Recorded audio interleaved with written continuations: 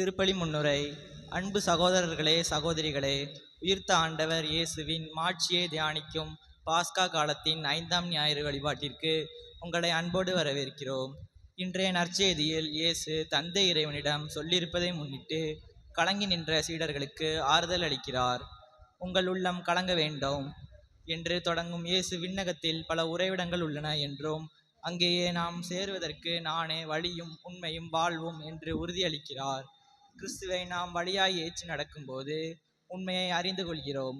அந்த உண்மை நமக்கு அனைவருக்கும் தந்தையாய் இறைவனோடு இணைந்திருக்கவும் கிறிஸ்துவின் சாட்சிகளாய் உலகில் வாழவும் தேவையான அருளை வேண்டி இந்த பலியில் இணைவோம். இன்றைய திருப்பலியை சிறப்பு செய்யக்கூடிய ரூத் அன்பை சார்ந்த அனைத்து குடும்பங்களின் நலனுக்காகவும், பிள்ளைகளுடைய படிப்பிற்காகவும், தொழில் விருத்திக்காகவும், விவசாயம் கால்நடை வளர்ச்சிக்காகவும், முதியவர்களின் உடல் உள்ள நலனுக்காகவும், குடும்பங்களில் சமாதானம் கிடைத்திடவும் நல்ல மழை பெய்யும் ஜெபிக்கிறார்கள். மேலும் திருவாளர் லாசர் திருமதி பாத்திமா குடும்ப நலனுக்காக ஒப்புக் கொடுக்கப்படுகிறது. உடல் உள்ள நலனுக்காகவும் மகன் அருட்தந்தை செல்வராஜ் பங்கு தந்தை இவருடைய உடல் உள்ள ஆன்ம சுகதாம் குருத்துவ பணியில் 12வது ஆண்டில் அடியெடுத்து வைக்கும் இவருடைய பணி சிறக்கவும், மேலும் அருட்தந்தை செல்வராஜ் அவருடைய மேற்படிப்பை ஆண்டவர் ஆசீர்வதிக்கவும், பேத்திகள் ஆண்ட்ரியா, லியோனா, சில்வியா, பிளஸ்ஸி உடல் உள்ள நலனுக்காகவும் படிப்பிற்காகவும், இன்று பிறந்தநாள் காணும் சில்வியா பிளஸ்ஸியை ஆண்டவர் ஆசீர்வதித்திடவும், மேலும் இறைவன் செய்த எல்லா நன்மைகளுக்கு நன்றியாகவும் இத்திருப்பலியை ஒப்புக் கொடுத்து ஜெபிக்கிறார்கள். தந்தை மகன் தூயாவியாரின் பெயராலே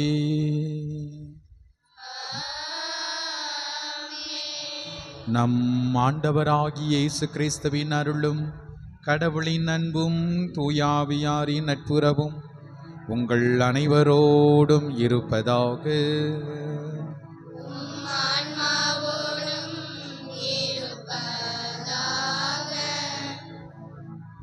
அன்புமிக்க சகோதர சகோதரிகளே, நம் திருமுழுக்கின் நினைவாக நம்மீது தெளிக்கப்படும் இத்தண்ணீரை புனிதப்படுத்தி அருளுமாறு எல்லாம் அல்ல இறைவனை நோக்கி நாம் மன்றாடுவோமாக.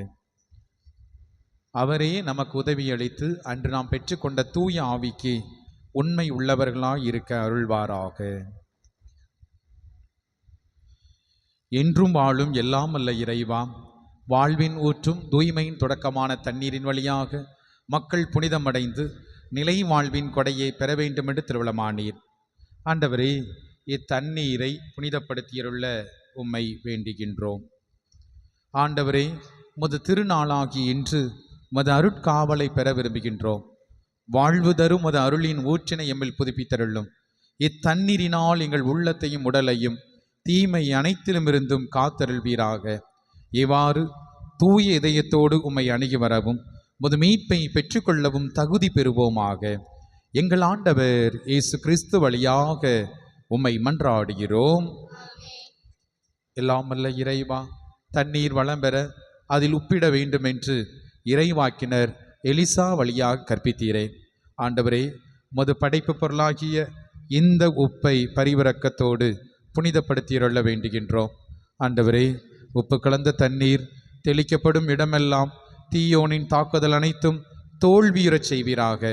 உம் தூய ஆவியார் உடனிருந்து எங்களை இடையராது காத்தருள்ள வேண்டுமென்று எங்கள் ஆண்டவர் இயேசு கிறிஸ்து வழியாக உம்மை கெஞ்சி மன்றாடுகிறோம்.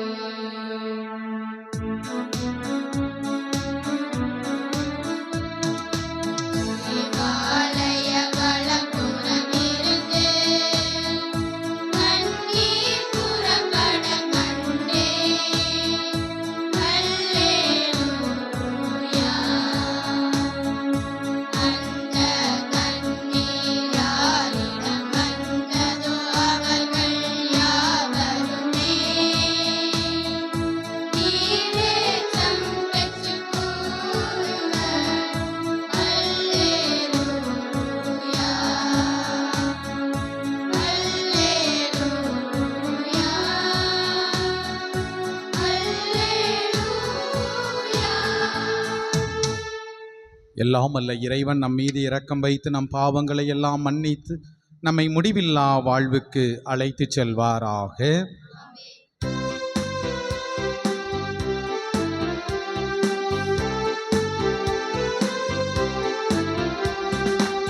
உன்னதங்களிலே கடவுளுக்கு மாட்சி உண்டாகுக. உலகினிலே நல்மனதோர்க்கு அமைதியும் உண்டாகுக. புகழுகின்றோம் யாம் உம்மையை, வாழ்த்துகின்றோம் இறைவனை. உமக்கு ஆராதனை புரிந்து உம்மை மாட்சிப்படுத்துகின்றோம் யாம்.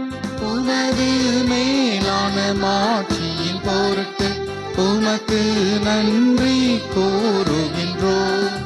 ஆண்டவராகிய இறைவனே, இணையில்லாத விண்ணரசே, ஆற்றல் அனைத்தும் கொண்டு விளங்கும் வல்ல தந்தை இறைவனை, ஒரே மகனாக உதித்த ஆண்டவர் இயேசு கிறிஸ்து இறைவனே, ஆண்டவராகிய இறைவனே, இறைவனின் திருச்செம்மறியே, தந்தையினின்று என்றென்றுமாக உதித்த இறைவன் மகனே நீ, உலகின் பாவம் போக்குபவரே, நீர் எம் மீது இறங்குவே. உலகின் பாவம் போக்குபவரே, மன்றாட்டை ஏற்றருளீர். தந்தையின் வலப்பக்கம் வீற்றிருப்பவரே, நீரம் மீது இறங்குவீர். ஏனெனில் இயேசு கிறிஸ்துவே, நீர் ஒருவரே தூயவர். நீ ஒருவரை ஆண்டவர், நீர் ஒருவரே உன்னதர். தூய ஆவியாரோடு தந்தை இறைவனின் மாட்சியில் இருப்பவர் நீரே.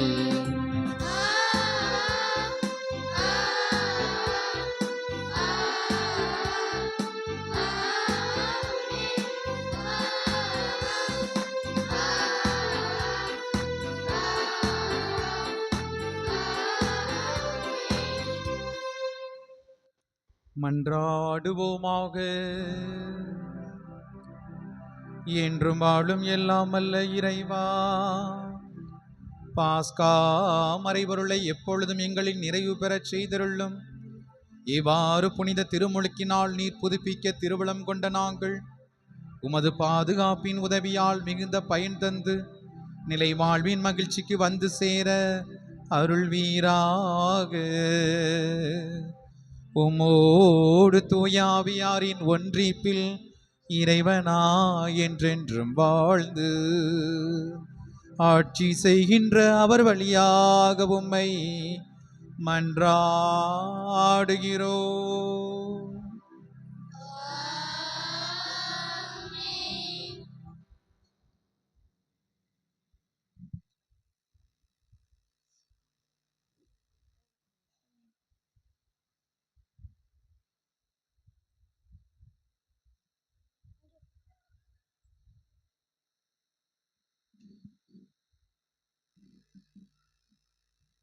முதல் வாசக முன்னுரை.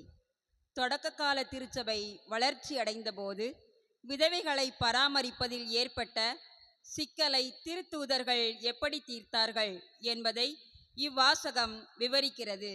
ஜபத்திலும் இறைவார்த்தை பணியிலும் திருத்தூதர்கள் கவனம் செலுத்தவும் பந்தி பணி செய்ய 7 திருத்தொண்டர்களை அவர்கள் நியமித்தார்கள். இரு திருச்சபையில் பணி பகிர்வின் அவசியத்தையும் தூய ஆவியின் வழி நடத்துதலையும் நமக்கு உணர்த்துகிறது. இவ்வாசகத்திற்கு செவிமடுப்போம்.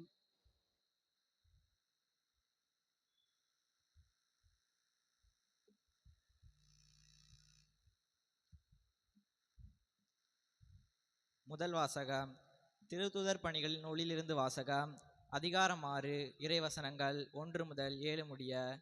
திருத்துதர் பணிகள் நூலிலிருந்து வாசகம். அதிகாரம் 6 இறைவசனங்கள் 1 முதல் 7 முடிய. அக்காலத்தில் சீடர்களின் எண்ணிக்கை பெருகி வந்தது. அப்போது கிரேக்க மொழி பேசுவோர் தங்களுடைய கைம்பெண்கள் அன்றாட பந்தியில் முறையாக கவனிக்கப்படவில்லை என்று எபிரேய மொழி பேசுவோருக்கு எதிராக முணுமுணுத்தனர். எனவே 12 திருத்தூதர்களும் சீடர்களை ஒருங்கே வரவைத்து, நாங்கள் கடவுளது வார்த்தையை கற்பிப்பதை விட்டுவிட்டு பந்தியில் பரிமாறும் பணியில் ஈடுபடுவது முறை அல்ல. ஆதலால் நண்பர்களே, உங்களிடமிருந்து நற்சான்று பெற்றவர்களும் தூய ஆவி அருளும் வல்லமையும் ஞானமும் நிறைந்தவர்களுமான 7 கவனமாய் தேர்ந்தெடுங்கள். அவர்களை நாம் இந்த பணியில் நியமிப்போம். நாங்களோ இறைவேண்டலிலும் இறைவார்த்தை பணியிலும் உறுதியாய் நிலைத்திருப்போம் என்று கூறினர். திரளாய் கூடியிருந்த சீடர் அனைவரும் இக்கருத்தை ஏற்றுக்கொண்டனர். அதன்படியே அவர்கள் நம்பிக்கையும் தூய ஆவியும் நிறைந்த ஸ்தோவான், பிலிப்பு, பிரக்கோர், நிக்கானோர், தீமோன், பர்மனா, யூதோ தழுவிய அந்தியோக்கிய நகரத்து நிக்கோலா என்பவர்களை தெரிந்தெடுத்து அவர்களை திருத்தூதர் முன்னால் நிறுத்தினார்கள். திருத்தூதர் தங்கள் கைகளை அவர்கள் மீது வைத்து இறைவனிடம் வேண்டினர். கடவுளது வார்த்தை மென்மேலும் பரவி வந்தது. சீடர்களின் எண்ணிக்கை எருசலேம் நகரில் மிகுதியாக பெருகிக்கொண்டே சென்றது. குருக்களுள் பெருங்கூட்டத்தினரோ இவ்வார்த்தைக்கு கீழ்ப்படிந்து நம்பிக்கை கொண்டனர். இது ஆண்டவர் வழங்கும் அருள்வாக்கு. இறைவனுக்கு நன்றி.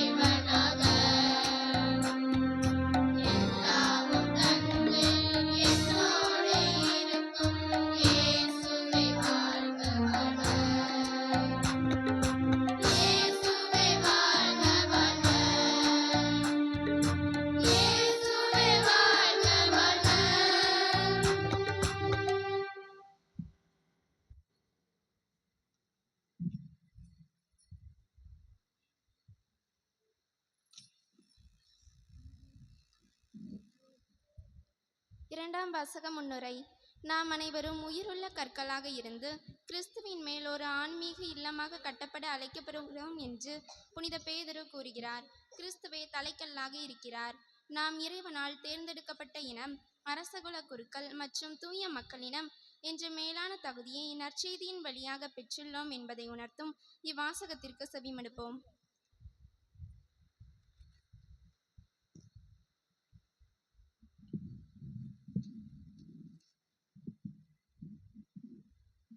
இரண்டாம் வாசகம்.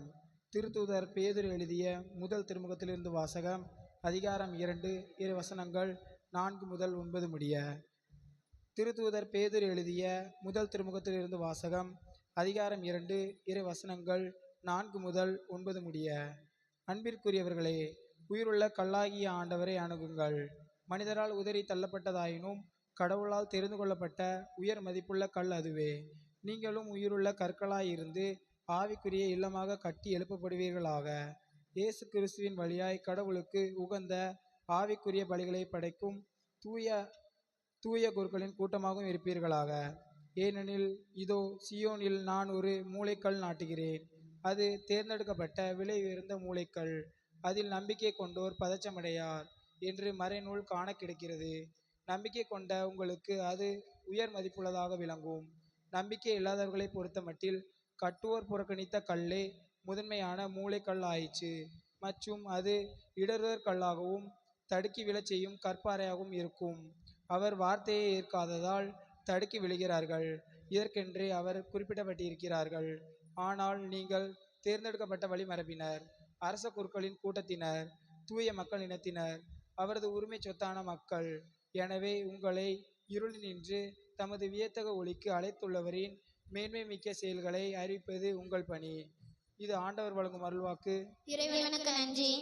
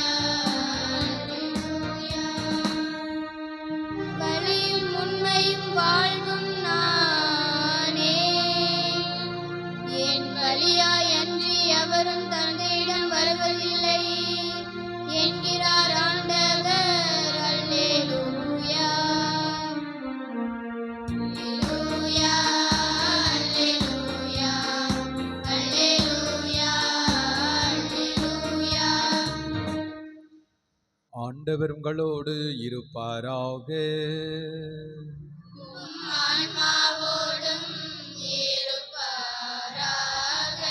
யோவான் எழுதிய தூய நற்செய்தியிலிருந்து வாசகம்.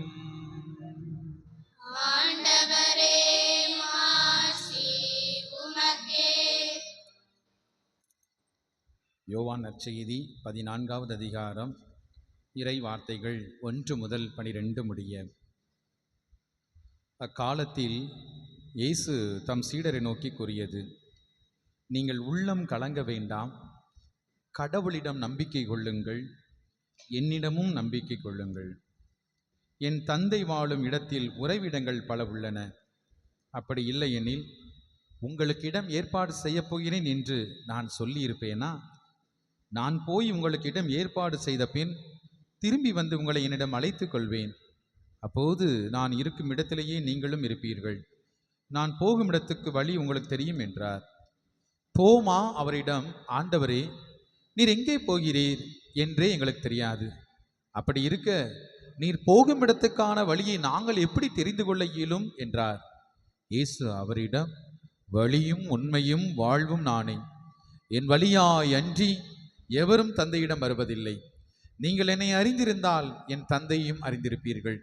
இது முதல் நீங்கள் தந்தையை அறிந்திருக்கிறீர்கள், அவரை கண்டும் இருக்கிறீர்கள் என்றார். அப்போது பிலிப்பு அவரிடம், ஆண்டவரே, தந்தை எங்களுக்கு காட்டும், அதுவே போதும் என்றார். இயேசு அவரிடம் கூறியது, பிலிப்பே, இவ்வளவு காலம் நான் உங்களோடு இருந்தும் நீ என்னை அறிந்து கொள்ளவில்லையா? என்னை காண்பது தந்தையை காண்பதாகும். அப்படி இருக்க தந்தைகளுக்கு காட்டும் என்று நீ எப்படி கேட்கலாம்? நான் தந்தையுள்ளும் தந்தை என்னுள்ளும் இருப்பதை நீ நம்புவதில்லையா? நான் உங்களுக்கு கூறியவற்றை நானாக கூறவில்லை, என்னுள் இருந்து கொண்டு செயலாற்றுபவர் என் தந்தையே. நான் தந்தையுள் இருக்கிறேன், தந்தை என்னுள் இருக்கிறார். நான் சொல்வதை நம்புங்கள். என் வார்த்தையின் பொருட்டு நம்பாவிட்டால் என் செயல்களின் பொருட்டாவது நம்புங்கள். நான் செய்யும் செயல்களை என்னிடம் நம்பிக்கை கொள்பவன் செய்வார், ஏன் அவற்றை விட பெரியவற்றையும் செய்வார். ஏனெனில் நான் தந்தையிடம் போகிறேன் என உறுதியாக உங்களுக்கு சொல்கிறேன் என்றார். ஆண்டவரின் அருள்வாக்கு.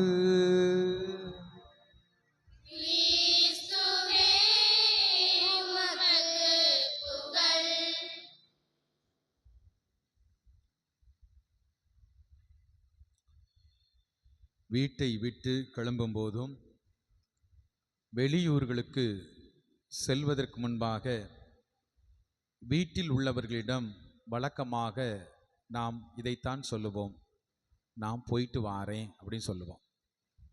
ஒருவேளை நான் போகிறேன் அப்படின்னு சொன்னால் உடனே என்ன செய்வோம்? அபசகுரத்தனமாக பேசாத, போகிறேன்னு சொல்லாத, போயிட்டு வருகிறேன் என்று சொல் என்று வழக்கமாக நாம் சொல்லுவோம். என் அன்புக்குரியவர்களே, இந்த போயிட்டு வாரேன் இந்த சொல்லிலே நாம் சற்று சிந்தித்து பார்த்தோம் என்றால் நம்பிக்கை மிளிர்கின்றது. அதே நேரத்திலே அந்த உறவினுடைய தொடர்ச்சியும் தொடர்ந்து வந்து கொண்டிருக்கிறது என்பதை நாம் உணர முடியும். பாஸ்கா காலத்தினுடைய 5வது ஞாயிற்றுக்கிழமை கொண்டாடக்கூடிய இந்த நாளிலே இயேசு தனது பிரியா விடை உரையை தன்னுடைய சீடர்களுக்கு கொடுக்கின்றார். இந்த பிரியா விடை உரையிலே ஆண்டவர் இயேசு தன்னுடைய சீடர்கள் குறிப்பிடுகின்றார், நான் ஒருபோதும் உங்களை தனித்து விடப்போவதில்லை என்று குறிப்பிடுகின்றார். என் அன்புக்குரிய சகோதர சகோதரிகளே, ஆண்டவர் இயேசு பாடுபடுவதற்கு முந்தைய நாட்களிலே தன்னுடைய சீடர்களோடு பயணம் செய்து கொண்டிருக்கின்றார். மேல் மாடியிலே அவர் அமர்ந்திருக்கின்ற பொழுது அவர் சொல்கிறார், நான் உங்களை விட்டு பிரிந்து செல்ல வேண்டிய காலம் வந்துவிட்டது என்று குறிப்பிடுகின்றார். யோவான் நற்செய்தி 13:3 வாசிக்கின்ற பொழுது ஆண்டவர் குறிப்பிடுகிறார், பிள்ளைகளே, இன்னும் சிறிது காலமே நான் உங்களோடு இருப்பேன் என்று குறிப்பிடுகின்றார். தன்னை வழி நடத்தியவருக்கே இந்த நிலைமை என்றால் அவரை பின்பற்றியவர்களாகிய எங்களுக்கு எந்த நிலைமை வருமோ என்று சொல்லி எதிர்காலத்தை நினைத்து சீடர்கள் அப்போஸ்தலர்கள் பயந்து போய் இருக்கிறார்கள். இந்த ஒரு சூழலில்தான் ஆண்டவர் அவர்களை திடப்படுத்த குறிப்பிடுகின்றார். யோவான் நற்செய்தி 14வது அதிகாரம் இறைவசனம் 1 நாம் பார்க்கின்றோம், நீங்கள் உள்ளம் கலங்க வேண்டாம் என்று சொல்லி ஆண்டவர் குறிப்பிடுகின்றார். என் அன்புக்குரிய சகோதர சகோதரிகளே, ஆண்டவர் நம்மோடு பயணம் செய்து கொண்டிருக்கிறார். ஆண்டவர் நமக்குள் இருக்கின்றார். நாம் ஒருபோதும் பதற்றம் அடையக்கூடாது, அஞ்ச வேண்டாம், கலங்க வேண்டாம். ஆண்டவருடைய பிரசனத்தை நாம் உணர்ந்தாலே போதுவோம், அதுவே நமக்கு மிகப்பெரிய ஒரு ஆசீர்வாதம் என்பதை நாம் உணர்ந்து கொள்ள முடியும். நாளைக்கு எலெக்ஷன் ரிசல்ட்டு நேரத்துக்கு பாதி தெரிஞ்சிருக்கும் இல்லையா? டிவியை பார்த்த உடனே பாதி தெரிஞ்சிருக்கும். ஆனாலும் கூட மனசுக்குள்ள ஒரு பதட்டம் இருக்கும், மனசுக்குள்ள ஒரு பரபரப்பு இருக்கும், ஒரு பயம் இருக்கும். யாருக்குன்னா நமக்கு இல்லை, எவன் வந்தானே நமக்கு ஒன்றும் பிரச்சனை இல்லை. யார் நின்னாங்களோ அவங்களுக்கு ஒரு விதமான பயம் இருக்கும். கடைசி வரை என்ன செய்யும்? அந்த பயம் இருந்துக்கிட்டே இருக்கும். என் அன்புக்குரியவர்களே, அந்த பதட்டம், அந்த பதற்றத்தில் பல நேரத்தில் நாம் நம்மையும் மறந்து விடுவோம், நாம் கொண்டிருக்கக்கூடிய நம்பிக்கையும் மறந்து விடுவோம். அதனால தான் என்ன சொல்லுவாங்க, பதறிய காரியமெல்லாம் என்ன செய்யும்? சிதறி போகும் அப்படிம்பாங்க. நீ பதட்டமாக இருக்கியா, ஒன்றும் செய்ய முடியாது என்று சொல்வார்கள். ஐபிஎல் கிரிக்கெட் மேட்ச் ஓடிட்டு இருக்கு. ஐபிஎல் கிரிக்கெட் மேட்ச் ஓடிட்டு இருக்கும்போது கடைசி நேரம் கூட என்ன செய்வோம்? நாம் ஜெபம் பண்ணுவோம். எதுக்கு தெரியுமா? கிரிக்கெட்டில் ஜெயிக்கணும் அப்படின்னு ஜெபம் பண்ணுவோம். அல்லது ஒரு 6 அடிச்சிட மாட்டானா அப்படின்னு சொல்லி என்ன செய்வோம்? நம்ம காத்துக்கிட்டு இருப்போம். சேரில் நல்லா தான் உட்காந்துருப்போம், நம்மளை அறியாமலே என்ன செஞ்சிருவோம்? நுனி சேருக்கு வந்துடுவோம். ஏன் அப்படின்னா நம்மளை அறியாமலே ஒருவித பதட்டம், நம்மளை அறியாமலே பயம் நம்மை தொற்றி கொண்டு இருக்கக்கூடிய ஒரு சூழல். ஆனால் கிறிஸ்தவர்களாகிய நமக்கு பயம் வேண்டாம், அச்சம் வேண்டாம், கலக்கம் வேண்டாம். ஏனெனில் ஆண்டவருடைய பிரசன்னம் நம்மை எப்போதும் பாதுகாத்து கொண்டிருக்கிறது, ஒவ்வொரு நாளும் நம்மை பராமரித்து கொண்டிருக்கிறது என்பதை நாம் உணர்ந்து கொள்ள முடியும். பிரியமான சகோதர சகோதரிகளே, இன்ற 2வது வாசகத்திலே அருமையாக பேதுரு குறிப்பிடுகின்றார். எசையா புத்தகத்தினுடைய அந்த அற்புதமான காரியத்தை நமக்கு சுட்டி காட்டுகிறார். எசையா புத்தகம் 28வது அதிகாரம் இறைவசனம் 16 அவர் சுட்டி காட்டுகிறார். நம்பிக்கை கொண்டோன் பதற்றம் அடையான் என்று சொல்லப்படுகிறது. என் அன்புக்குரியவர்களே, ஏன் பேதுரு இந்த வார்த்தை குறிப்பிடுகிறார் என்றால், ஆண்டவர் இயேசு உயிர்த்து விட்டார், இனி நாம் ஆண்டவருடைய நற்செய்தி அறிவிக்க வேண்டும். அவ்வாறு நற்செய்தி அறிவிக்கின்ற போது பலவித வேத கலாபனைகளை நாம் சந்திக்க வேண்டியிருக்கிறது, துன்பங்களை சந்திக்க வேண்டியிருக்கிறது, துயரங்களை சந்திக்க வேண்டியிருக்கிறது. எதை சந்தித்தாலும் நாம் பயப்பட வேண்டாம், நாம் கலங்க வேண்டாம், அச்சம் வேண்டாம்.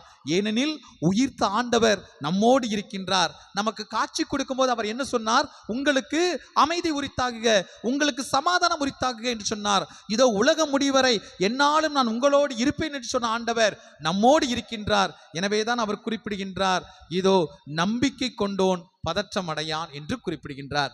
பிரியமான சகோதர சகோதரிகளே, அருமையான வார்த்தை. நம்பிக்கை கொண்ட மக்கள் ஒருபோதும் பதற்றம் அடைய மாட்டார்கள். ஆனால் நம்பிக்கை யார் மீது வைத்திருக்கிறோம்? மனிதர்கள் மீது வைத்திருக்கிறோமா, அல்லது எல்லாவற்றையும் படைத்த அந்த கடவுள் மீது நம்பிக்கை வைத்திருக்கிறோமா?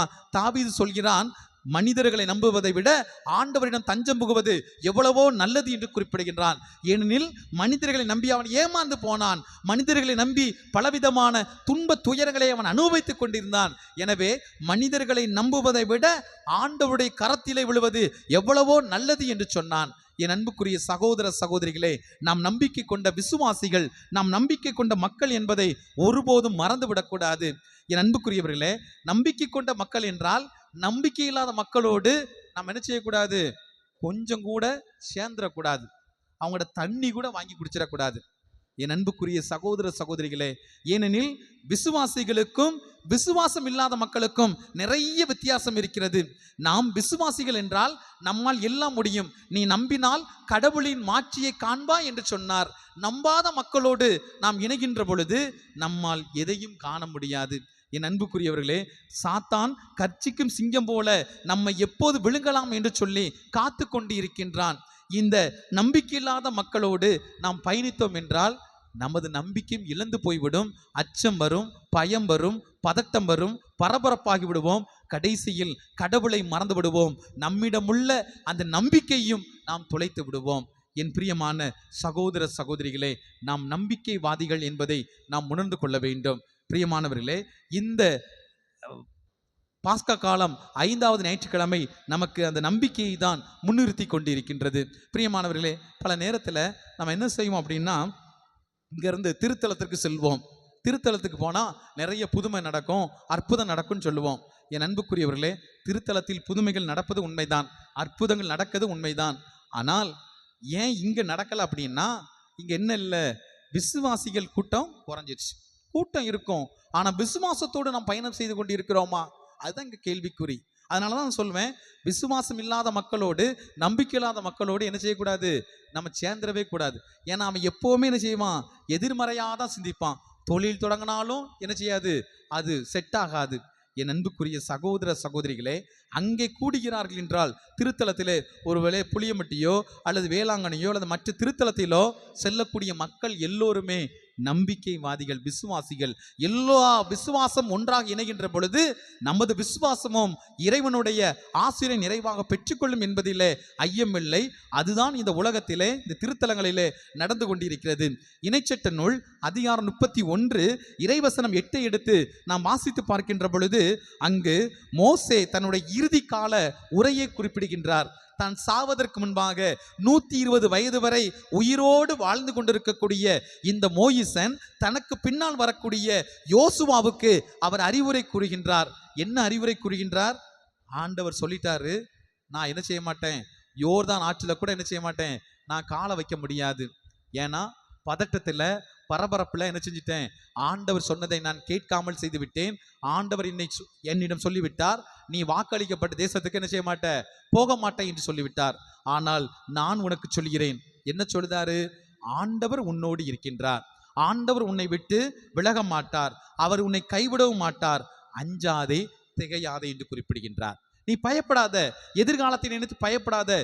ஐயோ, எப்படி வாக்களிக்கப்பட்ட தேசத்துக்கு செல்ல போகிறோம் என்று தெரியவில்லையே, இதோ மோசே இன்னும் சற்று நாட்களிலே சாக போகிறார், ஐயோ நான் தனித்து விடப்பட்டேனே என்று சொல்லி நீ பயப்படாதே, அஞ்சாதே, கடவுள் உன்னோடு இருக்கிறார்.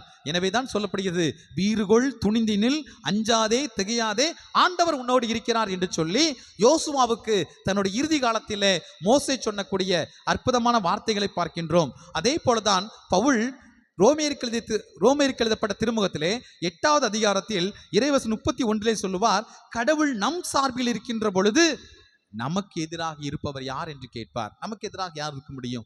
நம்பிக்கைவாதிகள் மட்டுமே கடவுளோடு இணைந்திருக்க முடியும். என் அன்புக்குரியவர்களே, கடவுளோடு இணைந்திருக்கின்ற பொழுது நம்ம எதுவும் அணுகாது, நம்ம எதுவும் அண்டாது என்பதை நாம் உணர்ந்து கொள்ள வேண்டும். தொடர்ந்து பவுல் சொல்லுவார், ரோமை மக்களுக்கு கிறிஸ்துவின் அன்பிலிருந்து நம்மை பிரிக்கக்கூடியது எது?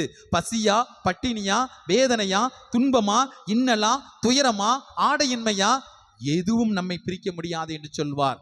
ஏனெனில் நாம் கிறிஸ்துவோடு இணைந்திருக்கின்றோம், கிறிஸ்துவில் ஒன்றாக இருக்கின்றோம். கிறிஸ்துவில் நாம் இணைந்திருக்கின்ற பொழுது எந்த தீய கட்டுகளும் நம்மை ஒன்றும் செய்து விட முடியாது என்று சொல்வார். என் அன்புக்குரியவர்களே, பல நேரத்தில் நாம எதுக்கு பயப்படுதோம், நாம எதுக்கு கலங்குறோம் அப்படின்னா, எதிர்காலத்தை நினைத்து தான் பல நேரத்திலே பயந்து விடுவோம். ஐயோ, பிள்ளைகளுக்கு எப்படி ஆக போகுதுன்னு தெரியலையே, நல்ல கல்யாணம் வரணும், நல்ல வீடு கட்டணும், பிள்ளைகளுக்கு வேலை வாய்ப்பு கிடைக்கணும். பல நேரத்திலே எதிர்காலத்தை குறித்து கவலைப்பட்டு பயந்து போய் விடுகின்றோம். ஆனால் பேதுரு எழுதிய முதல் திருமுகத்திலே 5வது அதிகாரத்தில் இறைவசனம் 7 ஆண்டவர் குறிப்பிடுகின்றார், உங்கள் கவலையெல்லாம் ஆண்டவரிடத்தில் விட்டுவிடுங்கள், ஏனெனில் ஆண்டவர் உங்கள் மீது என்ன செய்கிறார்? கவலைப்படுகிறார் என்று சொல்லப்படுகிறது.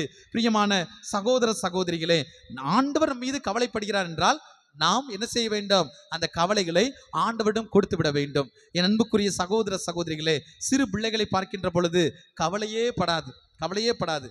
ஏன்னா அதுக்கு கஷ்டம் தெரியும். ஏன்னா அம்மா அப்பா பார்த்துக்கிடுவாங்க, எல்லா விதத்திலையும் பார்த்துக்கிடுவார்கள்.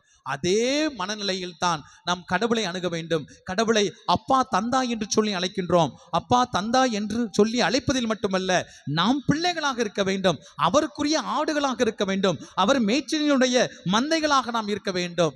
அந்த பாசத்திலே நாம் கடவுளை அணுக வேண்டும் என்று சொல்லி நமக்கு குறிப்பிடப்படுகிறது.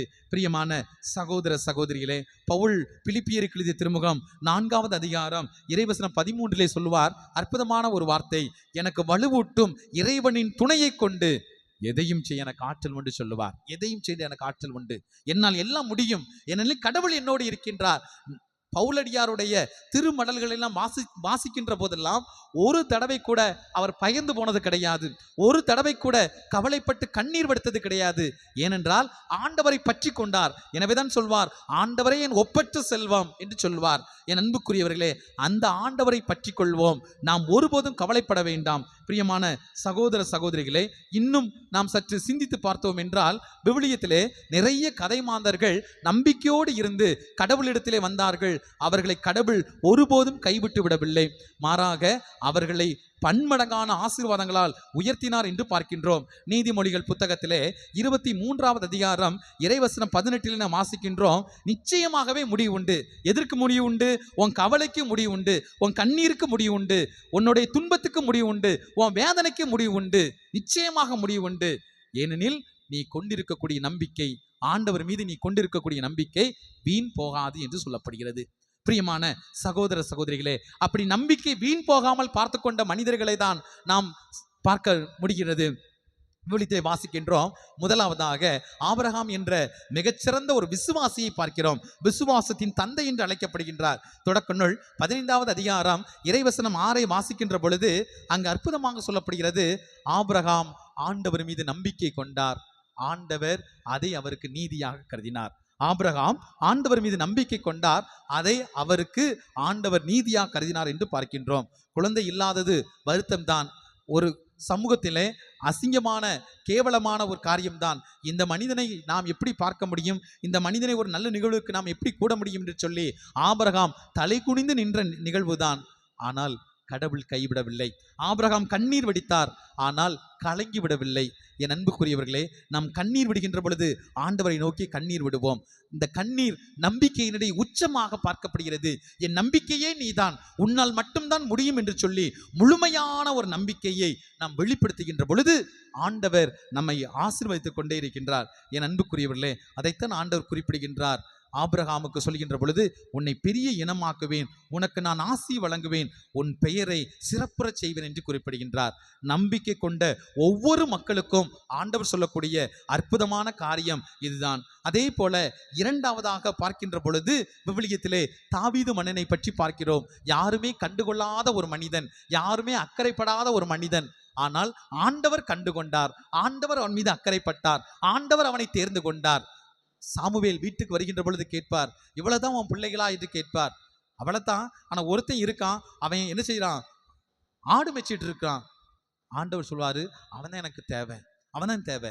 இன்னைக்கு இரண்டாம் வாசகத்தை வாசிக்கிறோம், கட்டுவோர் புறக்கணித்த கல்லே கட்டடத்தின் மூளைக்கல் ஆயிற்று என்று சொன்னார். என் அன்புக்குரியவர்களே, புறக்கணிக்கப்படுகிறோமா? ஆண்டவர் மீது நம்பிக்கை கொள். எல்லாரும் கைவிட்டு விட்டார்களா? ஆண்டவர் மீது நம்பிக்கை கொள். யார் கைவிட்டார்களோ, யார் புறக்கணித்தார்களோ அவர்கள் முன்பாக ஆண்டவர் நம்மை மேன்மையாக உயர்த்துவார். நாம் கட்டிடத்தினுடைய மூளைக்கல்லாக, நம்முடைய வாழ்க்கையினுடைய மிகச்சிறந்த ஒரு ஆசீர்வாதமாக நமது குடும்பத்துக்கு நாம் திகழ்வோம் என்பதை நாம் மறந்துவிட முடியாது. நாம் நம்பிக்கை ஆண்டவர் மீது இருக்கிறதா, நம் நம்பிக்கை ஆண்டவருக்குள் இருக்கிறதா என்று நாம் சிந்தித்து பார்க்க வேண்டும். என் அன்புக்குரிய சகோதர சகோதரிகளே, இந்த தாவீது அதைத்தான் செய்தான். என்ன செய்தான்? யாருமே எதிர்கொள்ள முடியாத கோலியாத்தை எதிர்கொண்டான். அரசன் அரண்மனைக்குள் கதவை பூட்டி கொண்டு படுத்து கிடக்கின்றான். இஸ்ராயேல் மக்கள் ஒளிந்து கொள்கிறார்கள். பதட்டம், பரபரப்பு, அச்சம், பயம் என்று சொல்லி எதற்கும் குறையில்லாத ஒரு சூழலிலே இஸ்ராயேல் மக்கள் இருக்கின்ற பொழுது ஒரு சிறுவன் அவன் கோலியாத்தை எதிர்கொள்ள போகிறான். இந்த கோலியாத் என்ன கேட்கிறான் தெரியுமா? அடே, கல்லோட வந்திருக்க, நான் என்ன நாயா என்று கேட்கிறான். கல்லை தூக்கிட்டு வர நான் நாயா? என்னை பார்த்தால் தெரியவில்லையா? உன்னுடைய இஸ்ராயேல் இனமே பயந்து போய் இருக்கிறது, ஒரு கல்லை கொண்டு வந்திருக்கிறாய், நான் என்ன நாயா என்று கேட்கின்றான். அது மட்டுமல்ல, இவன் சொல்கிறான், தாவீது சொல்கிறான், 1 சாமுவேல் புத்தகத்திலே 17வது அதிகாரம் இறைவசனம் 45 நாம் வாசிக்கின்ற பொழுது தாவீது சொல்கிறான், நீ வாளோடும் ஈட்டியோடும் அரிவாளோடும் வந்திருக்கின்றாய், ஆனால் நான் யாரை நம்பி வந்திருக்கிறேன் தெரியுமா? நீ இகழ்ந்து ஒதுக்கி கொண்டிருக்கக்கூடிய என் ஆண்டவர் யாவை இறைவனின் பெயரால் நான் வந்திருக்கிறேன் என்று சொன்னான். என் அன்புக்குரிய சகோதர சகோதரிகளே, அதுதான் நம்பிக்கை. சிறுவனாக இருந்தாலும் கூட ஆண்டவர் மீது நம்பிக்கை கொண்டான். இஸ்ராயேல் கடவுள் என்னை இதுவரும் கைவிட்டதில்லை, இஸ்ராயேல் கடவுள் என்னை எப்போதும் உயர்த்தி கொண்டிருக்கிறார். நான் ஆடு மேய்த்து கொண்டிருக்கிற போது என்னுடைய ஆடுகளை மிருகங்கள் தாக்க வருகின்ற பொழுது அந்த மிருகத்திடமிருந்து என்னை தப்புவித்த கடவுள் இன்று உன்னிடமிருந்து என்னை தப்புவிப்பார் என்று சொல்லி ஆழ்ந்த விசுவாசத்தை தாவீது மன்னன் வெளிப்படுத்துகின்றான்.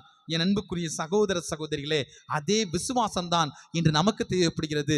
ஆண்டவர் கோலியாத்தை அவன் கையில் கொடுத்தார். ஒரு சிறு கல் தான், அந்த கல்லிலே அவனுடைய வாழ்க்கை முடிந்து போனது.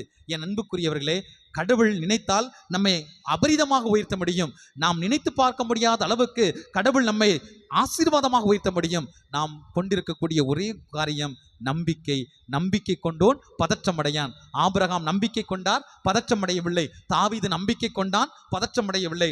அதே போல லூக்கா நற்செய்தியிலே வாசிக்கின்றோம், அதிகாரம் 8 இறைவசனங்கள் 40 முதல் 56 வரை வாசித்து பார்க்கின்ற பொழுது தொழுகை கூட தலைவன் ஒருவன் ஆண்டவர் இயேசு கிறிஸ்துவை சந்திக்க போகின்றான்.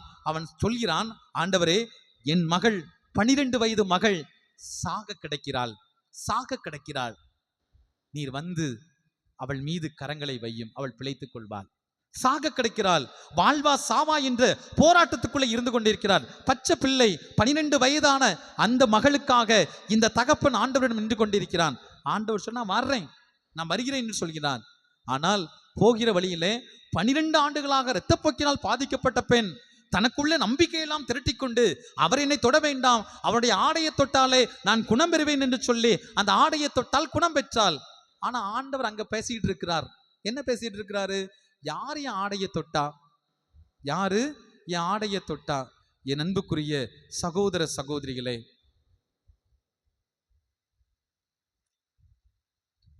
ஆண்டவர் கேட்கக்கூடிய கேள்வி அதுதான், யார் என்னுடைய ஆடையை தொட்டது?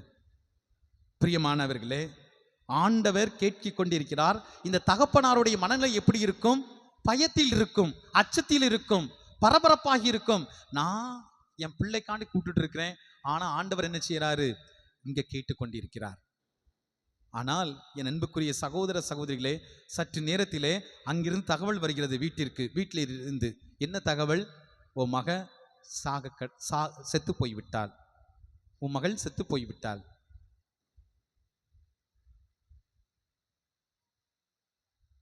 அந்த பிள்ளை அங்க போக சொல்லுங்க.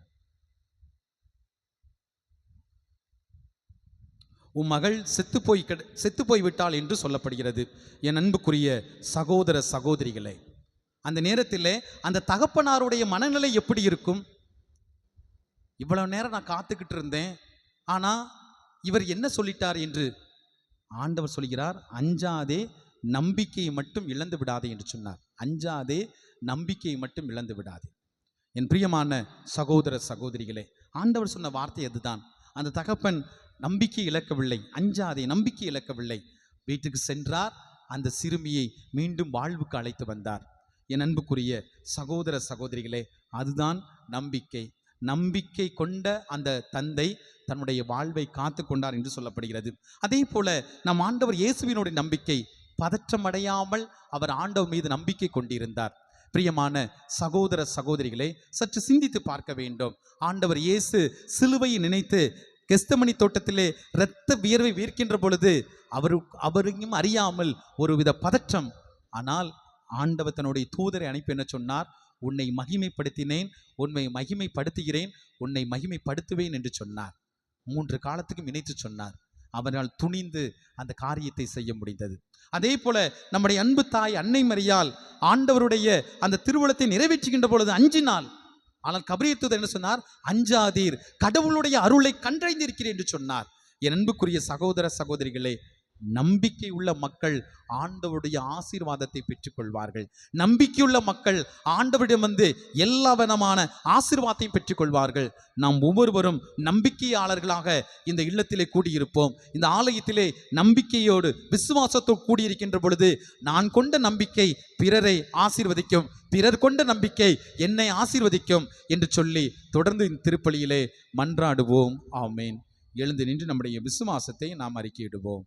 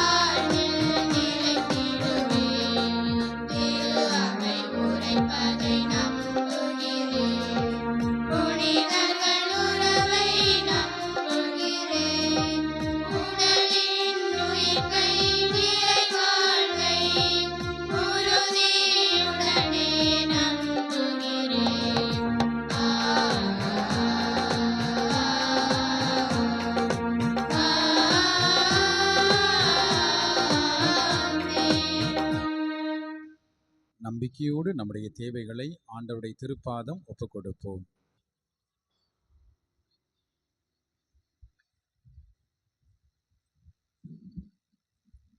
இறைவேண்டலிலும் இறைவார்த்தை பணியிலும் நிலைத்திருப்பது போலே தங்கள் தலையாய பணி என்பதை உணர்ந்து திருத்தொண்டர்களை தெரிவு செய்த திருத்தூதர்களைப் போலவே இன்றைய திரு அவையும் திருத்தந்தை லியோ, ஆயர்கள், குருக்கள், துறவரத்தார் மற்றும் பொதுநிலையினர் ஆகிய தாங்கள் அனைவரும் இறையாட்சி பணியினை சீர்மேற்கொண்டு செயல்பட அருள் தர வேண்டும் என்று இறைவா உம்மை மன்றாடுகிறோம். ஆண்டவரே, எங்கள் மன்றாட்டை கேட்டருளும். நீதியின் அரசரே எம் இறைவா, நாளை விடுகின்ற போது நல்லாட்சி தொடர்வதற்கான தேர்தல் முடிவுகள் வரவேண்டும் எனவும் தமிழ்நாடு உள்பட சில சட்டமன்றங்களுக்கான தேர்தல் முடிவுகள் சமய சார்பற்ற சமூக நீதியை பேணுகின்ற நல்ல அரசுகள் அமைவதற்கு வழிகோல் வேண்டுமென்றும் உலகமெங்கும் அமைதி நிலவ வேண்டுமென்றும் அதற்காக உலகத் தலைவர்கள் அனைவரும் உழைக்க வேண்டுமென்றும் இறைவா உம்மை மன்றாடுகிறோம். வழியும் உண்மையும் வாழ்வும் நானே என்றுரைத்த இறைவா, எம் குடும்பங்களும் எம் பிள்ளைகளும் இளையோரும் உண்மையே தங்கள் வழியும் உண்மையும் வாழ்வுமாக கொண்டு தங்கள் கல்வி திறன் வளர்ப்பு, பணி அமர்வு, எதிர்காலம் ஆகியவற்றில் கவனத்துடன் செயல்படவும் ஒளிமயமான எதிர்காலம் அவர்கள் எல்லோருக்கும் அமைந்திட வேண்டும் என்று இறைவா உம்மை மன்றாடுகிறோம். நீங்கள் உள்ளம் கலங்க வேண்டாம், கடவுளிடமும் நம்பிக்கை கொள்ளுங்கள், என்னிடமும் நம்பிக்கை கொள்ளுங்கள் என்கிற உம் குரலை கேட்டு நாங்கள் நம்பிக்கை நிறைந்தவர்களாய் வாழவும், எங்களுக்கு நேரிடும் துன்பங்களினால் உள்ளம் துவண்டு போகாமல் இருக்கவும், நான் செய்யும் செயல்களை என்னிடம் நம்பிக்கை கொள்பவரும் செய்வார், ஏன் அவற்றை விட பெரியவற்றையும் செய்வார் என்கிற கூற்றின்படி வியத்தகு செயல்களை செய்யக்கூடிய ஆற்றலை நீர்தாமே எங்களுக்கு அருள வேண்டுமென்று இறைவா உம்மை மன்றாடுகிறோம். இங்கே கூடியுள்ள நாங்கள் அனைவரும் தேர்ந்தெடுக்கப்பட்ட வழிமரபினர், அரச குருக்களின் கூட்டத்தினர், தூய மக்களினத்தார், அவரது உரிமை சொத்தான மக்கள், எங்களை இருளி நின்று தமது வியத்தகு ஒளிக்கு அழைத்துள்ளவரின் மேன்மைமிக்க செயல்களை அறிவிப்பது எங்கள் பணி என்பதை உணர்ந்து திருமுழுக்கின் வழியாக பெற்றுக்கொண்ட போது குருத்துவத்தின் கடமைகளை நிறைவேற்ற தேவையான வரமருள வேண்டுமென்று இறைவா உம்மை மன்றாடுகிறோம். நாம் ஒவ்வொருவரும் நமது தனிப்பட்ட தேவைகளுக்காக கண்களை மூடி கரங்களை குவித்து ஜெபிப்போம். கடவுள் மிக நல்லவர் என்பதை உணர்ந்து கொள்வோம். இரக்கமும் கனிவும் உடைய தெய்வம் நம் ஆண்டவர். எளிதில் சினம் கொள்ளாதவர், பேரன்பு கொண்டவர் என்பதை நாம் வாசிக்கின்றோம். அந்த ஆண்டவரை நோக்கி நம்பிக்கையோடு நாம் ஜெபிப்போம். அந்த ஆண்டவரை நம்பிக்கையோடு உற்று பார்ப்போம். விசுவாசத்தை தொடங்கி வைத்தவரும் அதை நிறைவு செய்வருமான ஆண்டவர் மீது நம்முடைய கண்களை பதிய வைப்போம். எங்கே 2-3 பேர் என் பெயரால் கூடியிருக்கிறார்களோ அங்கே அவள் நடுவே நான் இருப்பேன் என்று சொன்னார். விசுவாசிகளாக நாம் கூடியிருக்கின்றோம். ஆண்டவரே, உன் வாழ்க்கையை நான் மாற்றுவேன் என்று சொன்னீரே. இதோ என் வாழ்க்கையை உமது கரங்களுக்குள் ஒப்புக் கொடுக்கிறேன். திட்டங்களை செயல்படுத்த வரும், அதை மகிழ்ச்சிக்குரியதாக மாற்றுபவரும் நீரை. நீர் என்னை ஆய்ந்து அறிந்திருக்கின்றீர். ஆண்டவரை ஆசீர்வதித்தருளும். இதோ உனக்காக புதிய விண்ணகத்தையும் புதிய மண்ணகத்தையும் நான் உருவாக்குவேன் என்று சொன்னீர். எனது வாழ்க்கையை புதுமையாக மாற்றியருளும். அன்பான ஆண்டவரே, இதோ நீர் எங்களோடு இருக்கின்ற பொழுது எங்கள் கண்ணீரை எல்லாம் நீர் துடைத்து விடுவீர். சாவு இராது, துயரம் இராது, அழுகை இராது, துன்பம் இராது, முன்பு இருந்தவையெல்லாம் மறைந்து போகும் என்று சொன்னீரே. ஆண்டவரே, உம்மை மட்டுமே நம்பி இருக்கின்றோம். எதிர்காலத்தை குறித்த ஒரு பயம், பிள்ளைகளுடைய திருமண வாழ்வை நினைத்து ஒரு அச்சம், பிள்ளைகளுடைய வேலை வாய்ப்பை நினைத்து ஒரு கலக்கம். ஆண்டவரே, அச்சத்தையும் பயத்தையும் கலக்கத்தையும் நீக்கி அஞ்சாதே திகையாதே, நான் உன்னோடு தான் இருக்கிறேன் என்று சொல்லி உமது உடனிருந்த வார்த்தைகளால் எங்களை உறுதிப்படுத்தியருளும். எங்கள் ஆண்டவர் இயேசு கிறிஸ்து வழியாக உம்மை மன்றாடுகிறோம். ஆமென்.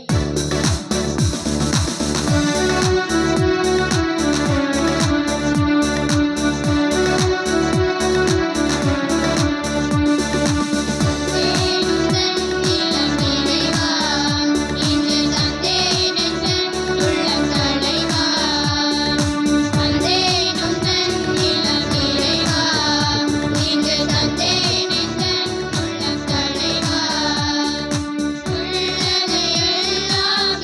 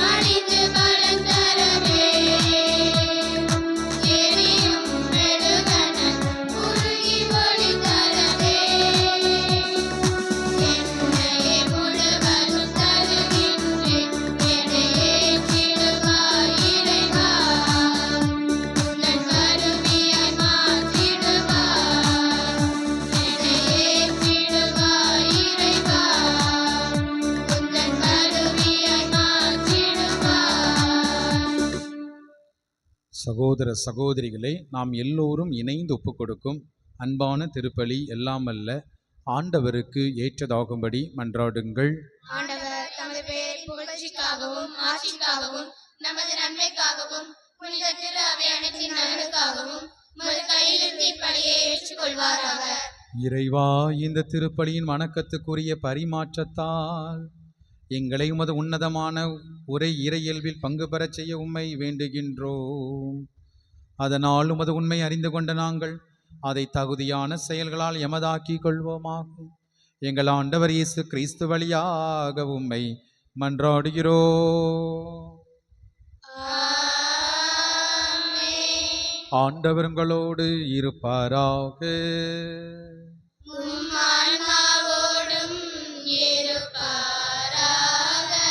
இதயங்களை ஆண்டவரிடம் எழுப்புங்கள்.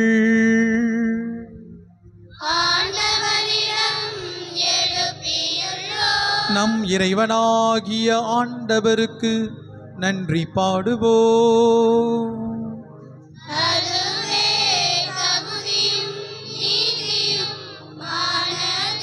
ஆண்டவரே, எக்காலத்திலும் உம்மை புகழ்ந்திருப்பதும் எல்லாவற்றுக்கும் மேலாக எங்கள் பாஸ்காவாகிய கிறிஸ்து பலியான இச்சிறப்பான காலத்தில் உம்மை இன்னும் மிகுதியாக வாழ்த்தி போற்றுவதும் மெய்யாகவே தகுதியும் நீதியும் ஆகும்.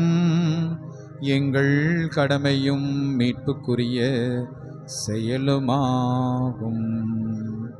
கிறிஸ்து எங்களுக்காக தொடர்ந்து தம்மை கையளித்து உம் திருமுன் இடையராது பரிந்து பேசி எங்களை பாதுகாத்து வருகின்றார்.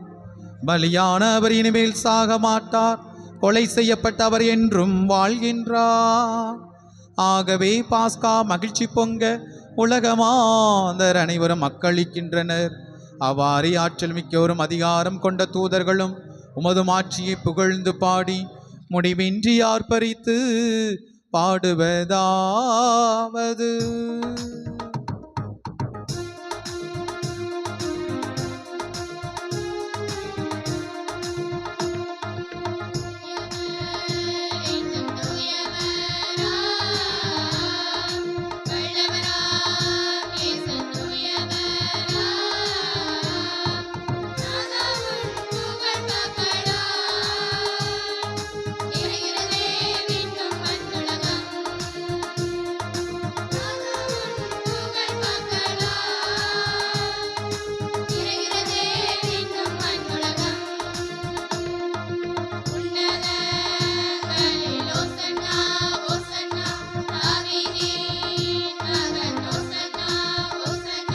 ஆண்டவரின் திருநாமத்தில்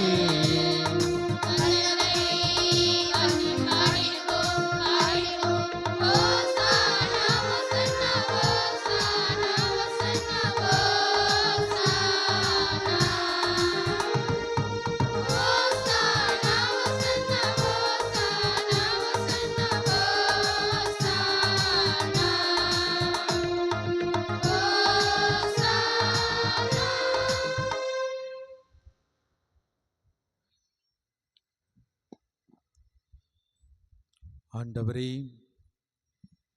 நீர் மெய்யாகவே தூயவர், தூய்மை அனைத்திற்கும் ஊற்று. ஆகவே உமது ஆவியை பொழிந்து இக்காணிக்கைகளை தூய்மைப்படுத்த உம்மை வேண்டுகின்றோம். இவ்வாறு எங்கள் ஆண்டவர் இயேசு கிறிஸ்துவின் உடலும் இரத்தமுமாக எங்களுக்கு இவை மாறுபனவாக. அவர் பாடுபட உளம்கனிந்து தம்மை கையளித்த போது அப்பத்தை எடுத்து நன்றி செலுத்தி அதை பிட்டு தம் சீடருக்கு கொடுத்து அவர் கூறியது: அனைவரும் இதிலிருந்து வாங்கி உண்ணுங்கள், ஏனெனில் இது உங்களுக்காக கையளிக்கப்படும் என் உடல்.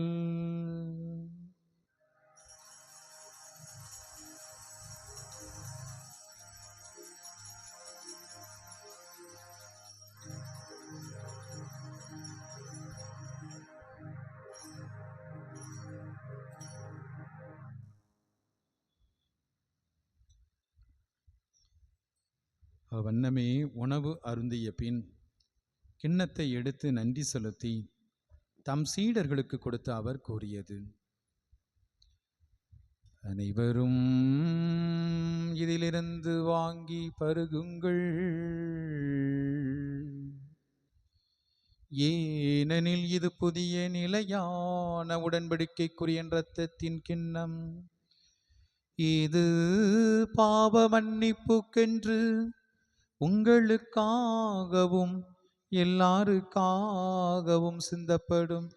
இதை என் நினைவாக செய்யுங்கள்.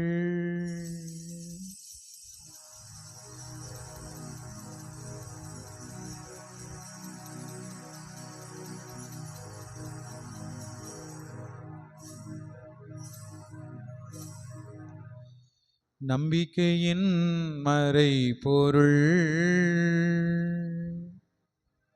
ஆண்டவரே, நீர் வருமளவும் உமது இறப்பினை அறிக்கையிடுகின்றோம், உமது உயிர்ப்பினையும் எடுத்துரைக்கின்றோம்.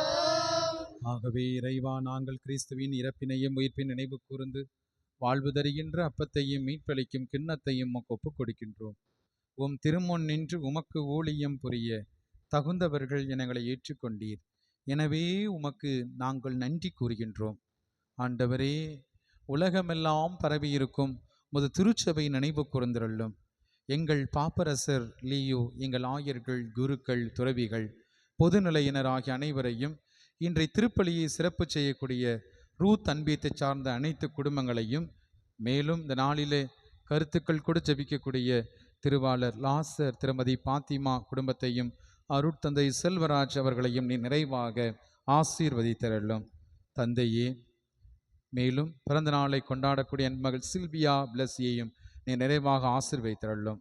தந்தையே, உயிர்த்தலும் எதிர்நோக்குடன் துயில் கொள்ளும் எங்கள் சகோதர சகோதரிகளையும், இறந்து போன ஆன்மாக்கள் அனைவரையும், நமது குடும்பத்திலே இறந்து போன நம்முடைய பெற்றோர்கள்,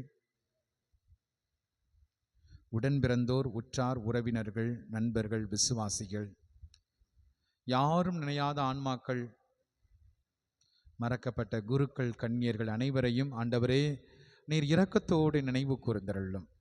கடவுளின் கன்னித்தாயான எங்கள் ஊரின் பாதுகாவலி அன்னை மரியாள், அவருடைய அன்பு கணவர் புனித சூசையப்பர், புனித திருத்தூதர்கள், இந்த உலகில் உமக்கு உகந்தவராயிருந்த புனிதர்கள் அனைவரோடும் சேர்ந்து தோழமை உறவில் உம்மை புகழ்ந்தேத்தும் மரமருள்ள உம்மை மன்றாடுகிறோம். இவர் வழியாக இவரோடு இவரில் எல்லாம் அல்ல இறைவனாகிய தந்தையே,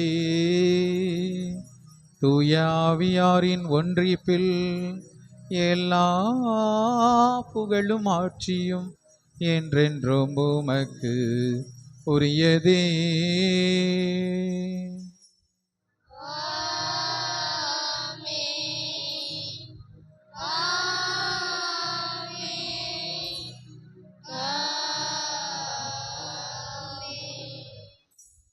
மீட்பரின் கட்டளையால் கற்பிக்க பெற்று இறை படிப்பினையால் பயிற்சி பெற்ற நாம் துணிந்து பாடுவோம். விண்ணுலகில் இருக்கிற எங்கள் தந்தையே, உமது பெயர் தூயது என போற்றப் பெறுக. உமது ஆட்சி வருக.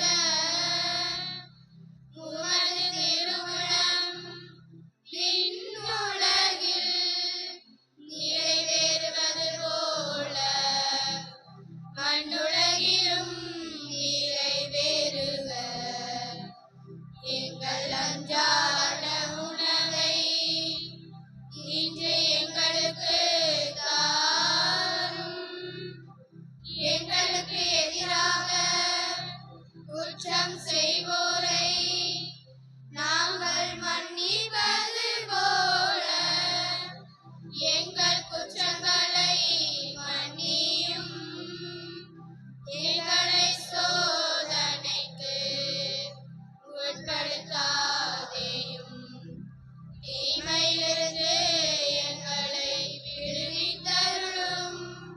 ஆண்டவரே, தீமை அனைத்திலுமிருந்தும் எங்களை விடுவித்து எங்கள் வாழ்நாளில் அமைதியை கனிவுடன் அருள உம்மை மன்றாடுகிறோம்.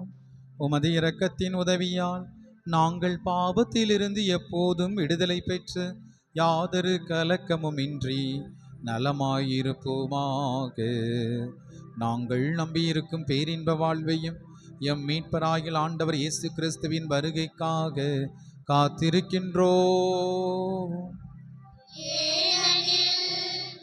ஆட்சியும் வல்லமையும் மாட்சியும் என்றென்றும் உமதே. ஆண்டவராகிய இயேசு கிறிஸ்துவே, அமைதியை உங்களுக்கு விட்டுச் செல்கிறேன், என் அமைதியையே உங்களுக்கு தருகிறேன் என்று உம்முடைய திருத்தூதர்களுக்கு மொழிந்தீரே. எங்கள் பாவங்களையெல்லாம் பாராமல் திரு அவையின் மீது கொண்டிருக்கக்கூடிய நம்பிக்கையின் பொருட்டு எங்கள் குடும்பத்துக்கு தேவையான சமாதானத்தையும் ஆசீர்வாதத்தையும் தந்திருள்ளோம். என்றென்றும் வாழ்ந்து ஆட்சி செய்கின்றவர் நீரே. ஆண்டவருடைய அமைதி உங்களோடு என்றும் இருப்பதாக.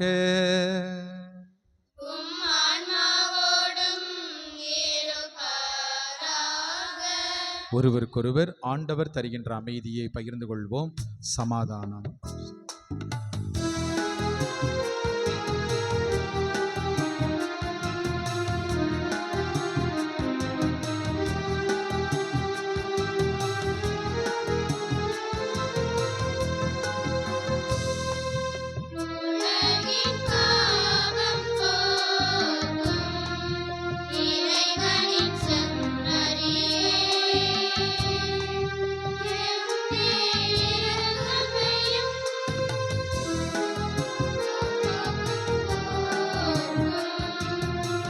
இறைவனின் சன்னதியே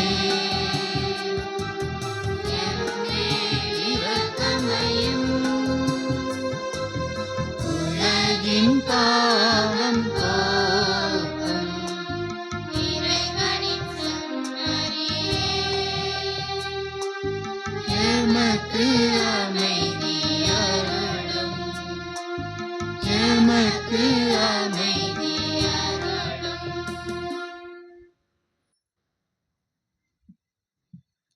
இதோ இறைவனின் செம்மறி, உயிருள்ள இறைவனின் திருமகன். உலக முடிவு வரை என்னாலும் உங்களோடு இருப்பேன் என்று சொன்ன ஆண்டவர் இம்மானுவேலாக நம்மோடு நமது குடும்பத்திலே பயணிக்கும் ஆண்டவர். இவர் மீது நம்பிக்கை கொண்ட மக்கள் பதற்றம் அடைய மாட்டார்கள். இவரது திருவிருந்துக்கு அழைக்கப்பெற்ற நாம் எல்லோரும் பேறு பெற்றோர். ஆண்டவரே, நீர் என் இல்லத்தில் எழுந்தருள நான் தகுதியற்றவள். ஆனால் ஒரு வார்த்தை மட்டும் சொல்லியருளும், எனது ஆன்மா நலமடையும். கிறிஸ்துவின் திருவுடலும் திரு ரத்தமும் என்னை காத்து முடிவில்லா வாழ்வளிப்பதாக. ஆமென்.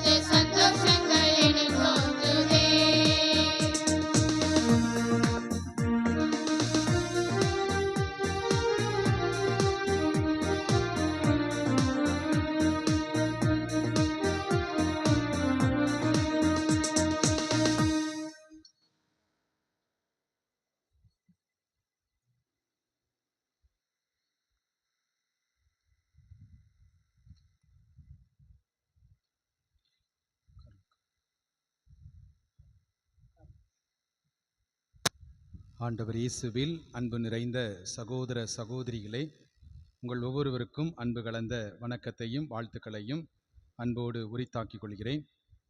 இந்த வார திருப்பலி கொண்டாட்டங்கள் வருகின்ற திங்கட்கிழமை மாலை 7:15 மணிக்கு திருப்பலி, செவ்வாய்க்கிழமை காலை 6 மணிக்கு திருப்பலி, புதன்கிழமை மாலை 7:15 மணிக்கு திருப்பலி, வியாழக்கிழமை காலை 6 மணிக்கு திருப்பலி, வெள்ளிக்கிழமை காலை 6 மணிக்கு திருப்பலி, வருகின்ற சனி மாலை 7:15 மணிக்கு திருப்பலி, ஞாயிறு வழக்கம் போல காலை 10:30 மணிக்கு திருப்பலி நடைபெறும். அன்புக்குரியவர்களே, நேற்றைய தினம் ஆலயத்தை சுத்தம் செய்து இன்றைய தினம் திருப்பலியை சிறப்பித்த ரூத் அன்பேத்தை சார்ந்த அனைத்து குடும்பங்களுக்கும் நமது கரங்களை தட்டி வாழ்த்துக்களையும் நன்றியையும் ஜெபத்தையும் அன்போடு உரித்தாக்கொள்வோம். அடுத்த வாரம் எலிசா அன்பேத்தை சார்ந்தவர்கள் சிறப்பு செய்வார்கள் என்பதை அன்போடு தெரிவித்துக் கொள்கிறேன்.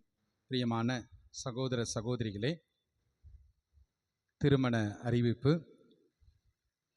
புளியங்குடி பங்கு சிந்தாமணியில் வசிக்கும் தந்தை சவரிமுத்து என்ற சேவியர், தாய் அந்தோணியம்மாள், இவருடைய அன்பு மகன் ஆரோக்கியராஜுக்கும், நமது பங்கு நமது ஊரில் வசிக்கும் தந்தை ஜெயபால், தாய் சேசம்மாள், இவருடைய அன்பு மகள் ஜெபஸ்டாவுக்கும் திருமணம் நிச்சயிக்கப்பட்டிருக்கிறது. இது 3வது அறிவிப்பாகும். இந்த திருமணத்திலே ஏதேனும் தடைகள் இருந்தால் கணம் பங்கு தந்தையிடம் தெரிவிக்க வேண்டிய கடமை உங்களை சார்ந்தது. மன்றாடுவோமாக.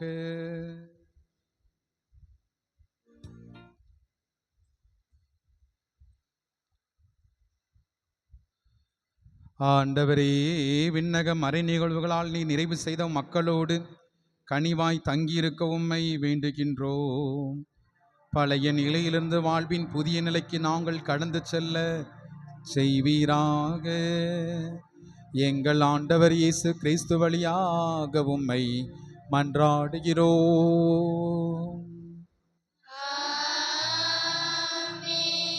ஆண்டவர் உங்களோடு இருப்பாராக.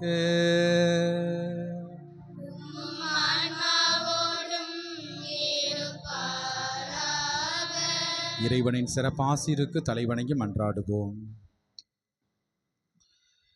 நம் இறைவனின் ஆசீர் உம்மேலே, தந்தை மகனின் நிறையாசீர் அந்த ஆவியும் தூய ஆவியும் அன்றும் என்றுமே நம் இறைவனின் ஆசீர் உம்மேலே, தந்தை மகனின் நிறையாசீர் அந்த ஆவியும் தூய ஆவியும் அமைதி உங்களோடு. நம் இறைவனின் ஆசீர் உம்மேலே, தந்தை மகனின் நிறையாசீர் அந்த ஆவியும் தூய ஆவியும் மகிழ்ச்சி உங்களோடு. நம் இறைவனின் ஆசீர் உம்மேலே. எல்லாம் வல்ல இரக்கமுள்ள இறைவன் தந்தை மகன் தூயாவியார் உங்களை ஆசீர்வதிப்பாராக.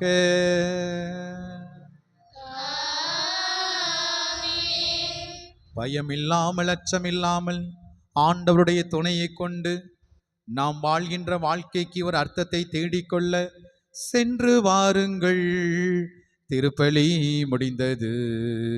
அல்லே லூயா, அல்லே லூயா. இறைவனுக்கு நன்றி. அல்லே லூயா.